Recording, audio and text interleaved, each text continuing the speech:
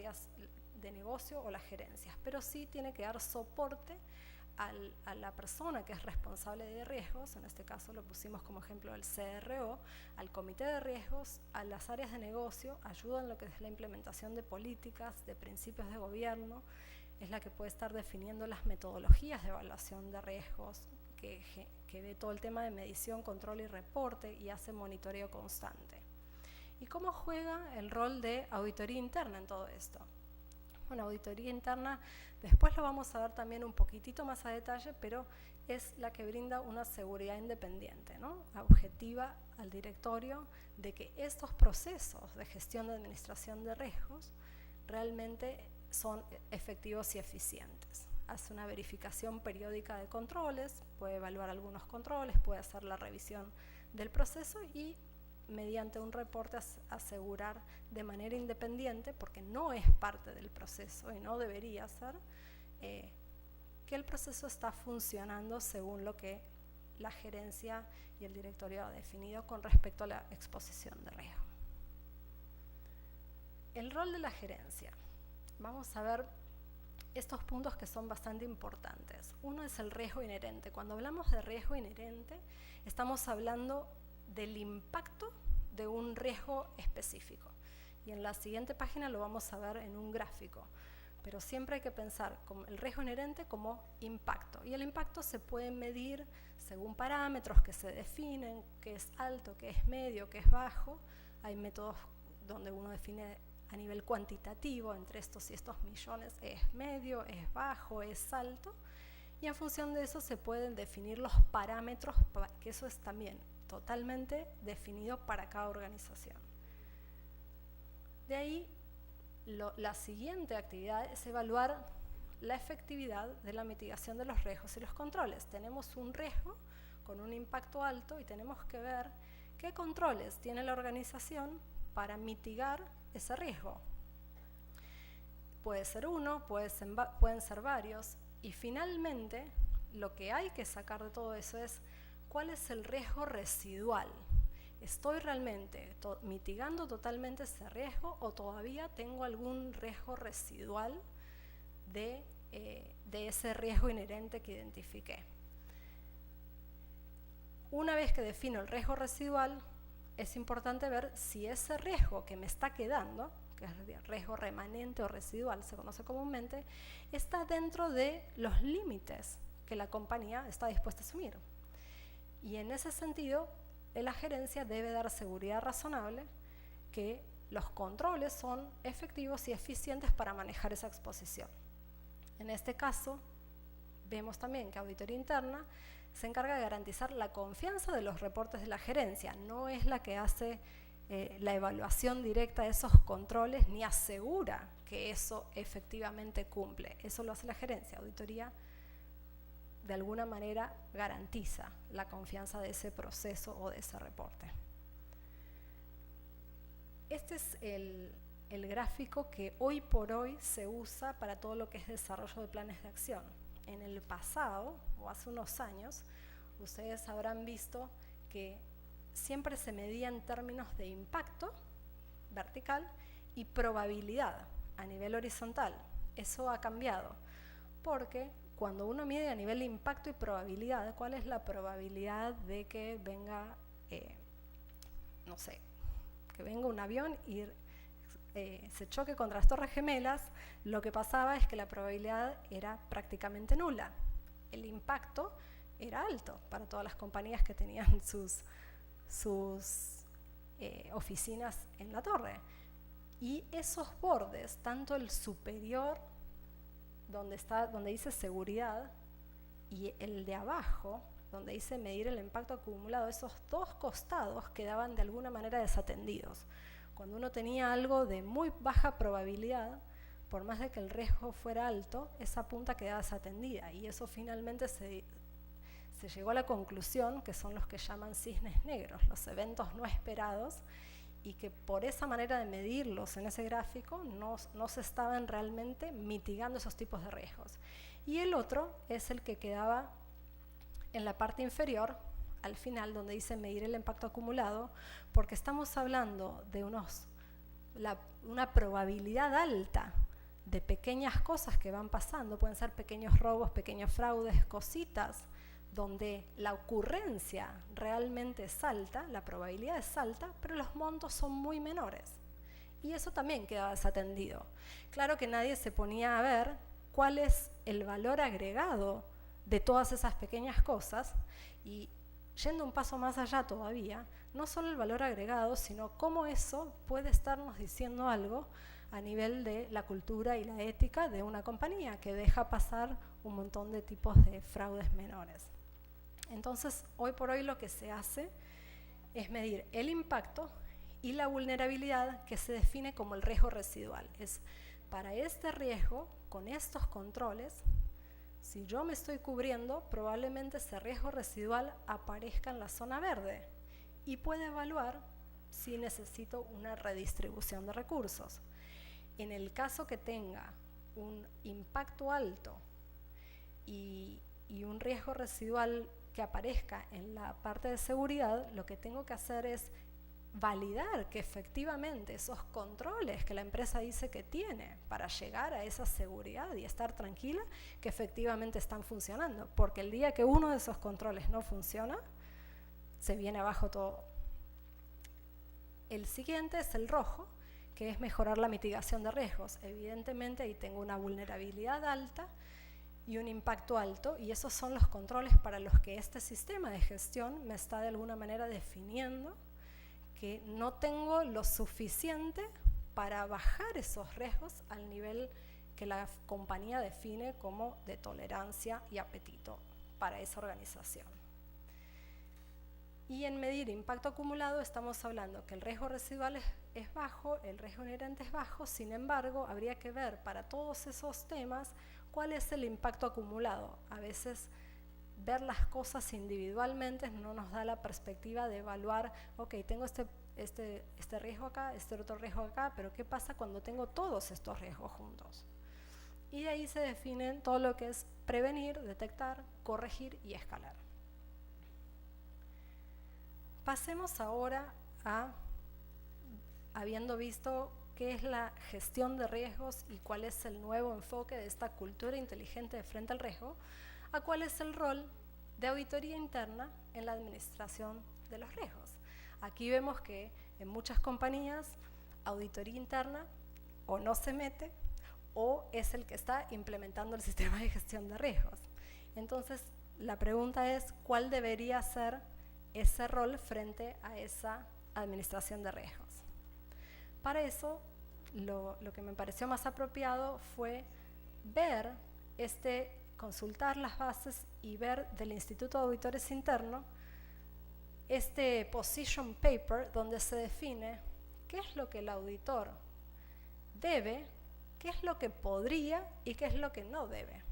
Entonces, si ven en el lado de la izquierda, tenemos los roles que el auditor debe tomar, que es la evaluación objetiva del sistema de gestión de riesgos, de los procesos.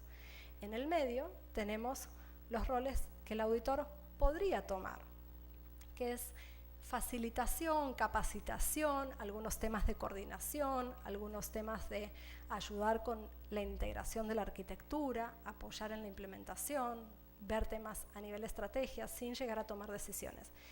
Y finalmente, lo que el auditor no debe realizar, que es establecer cuál es el apetito al riesgo de la compañía, imponer procesos de manejo de riesgos, tomar decisiones en respuesta a los riesgos, implementar esos controles que se están sugiriendo o ser el que finalmente tiene la rendición de cuentas de la gestión de riesgo. ¿Cuál es el rol del director de auditoría? Como lo mencionamos antes, es conocer los objetivos de valor y crecimiento de la compañía y ayudar y acompañar en lo que es esta gestión, evaluar eficiencia y efectividad, compartir información.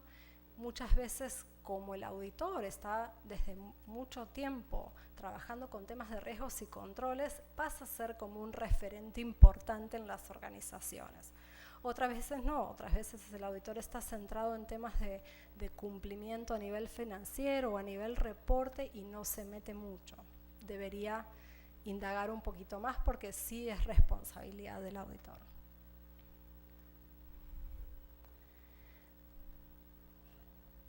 Estamos hablando de que participa en la identificación y evaluación de riesgos relevantes, puede dar opinión sobre si las respuestas pueden ser apropiadas o no, informa al directorio sobre esos riesgos consolidados o agregados y puede ser catalizador y facilitador de ese lenguaje de riesgos común.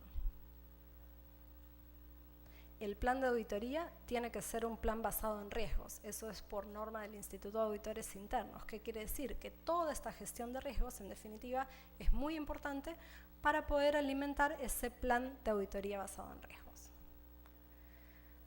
¿Cuáles son los límites del director de auditoría?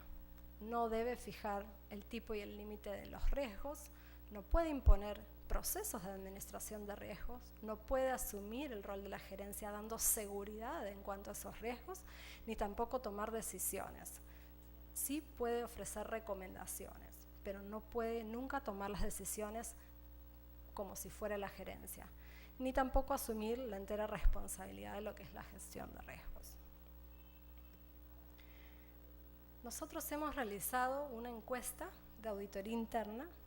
Ha sido realizada en más de 60 compañías en el Perú.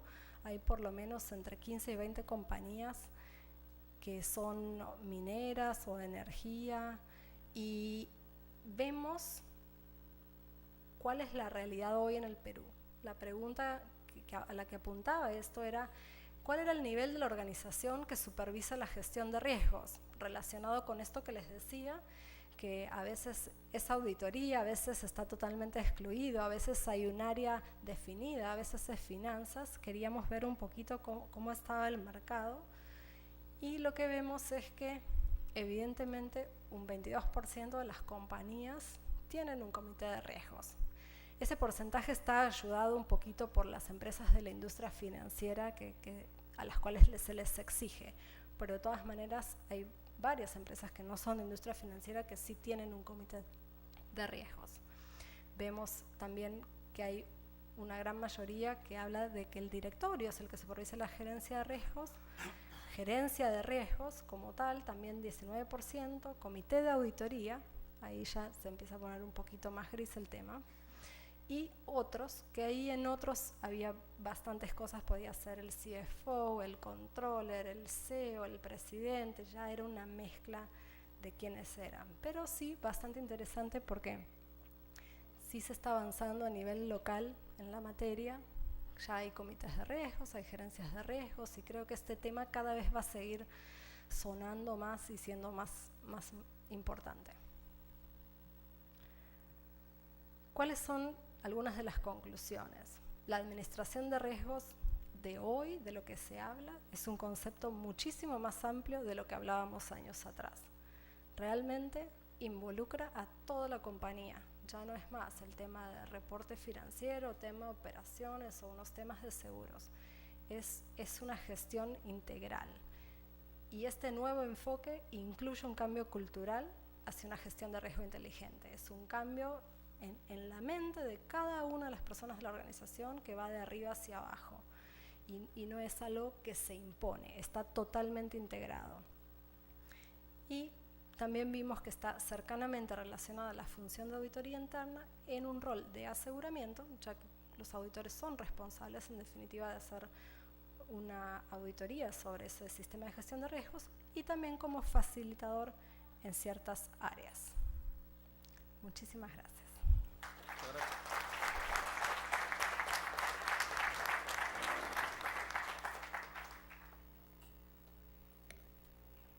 Muchas gracias, Paula. Los riesgos son situaciones que se presentan en las organizaciones y que en parte impiden que los planes y objetivos sean cumplidos por estas. Y de acuerdo a lo que hemos escuchado, justamente, ¿quiénes deben estar atentos a esto, a los cambios y de nuevos impactos? En la organización y las autoridades empresariales. ¿A través de quién debe cumplirse esto sin esperar que la asistencia de los auditores externos? Es el área de auditoría interna. El área de auditoría interna está compuesto actualmente en las organizaciones por profesionales de todas las áreas, porque de acuerdo a la organización, de tal manera que en algunos casos hasta se hacen nombrar asesores internos, según un tema que escuchamos el mes pasado en Tarapoto, en un tema de auditoría interna que celebró el Colegio de Contadores Públicos de San Martín. Y justamente uno de los ponentes en esa oportunidad y de este tema fue Rafael López, con quienes vamos a conversar ahora como panelistas por 10 minutos. Rafael Fernando López Abad tiene maestría en Ciencias, Gestión Minera, Universidad Nacional de Ingeniería. Gerente de Auditoría Interna de la Saure de Perú Cooper Corporation, 15 años de experiencia en el sector minero. Ejecución de auditorías a nivel local e internacional. Experiencia profesional en la PricewaterhouseCoopers Ernst Young. Especialización en finanzas, graduado en ESAN. Lo recibimos con un aplauso especial.